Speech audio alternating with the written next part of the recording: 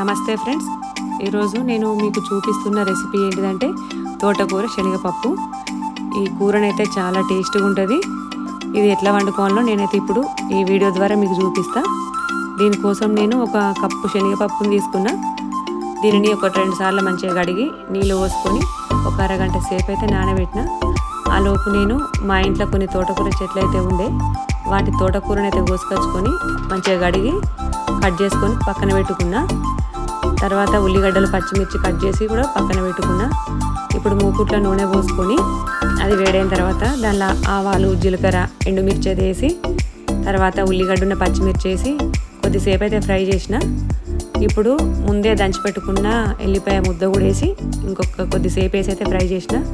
తర్వాత పసుపు వేసుకొని నానబెట్టుకున్న శనగపప్పును కూడా వేసి 1 నిమిషం సేపు అయితే మంచిగా నూనెలో ఫ్రై చేసిన. తర్వాత ఇప్పుడు తోటకూరను కూడా వేసి కలిపిన. పూర్తిగా కలుపుకున్న తర్వాత మూత పెట్టుకొని ఒక 10 నిమిషాలు అయితే మీడియం ఫ్లేమ్లో అయితే ఉడికించుకున్న. 10 నిమిషాలలో చూడండి ఈ తోటకూర అయితే ఎంత మంచిగా కుక్ అయిందో. ఇది ఉడుకుతా అంటే మంచి వాసన, కమ్మటి వాసన అయితే వస్తుంది. ఇప్పుడు నేను దీన్ని కలుపుకొని రుచికి సరిపడేంత ఉప్పు అయితే వేసుకున్నా. తర్వాత ఇప్పుడు ఒక పప్పు పక్కన తీసుకున్న, అది ఎట్లా ఉడికిందో లేదో చెక్ చేసిన. చూడండి ఎంత బాగా ఉడికిపోయిందో.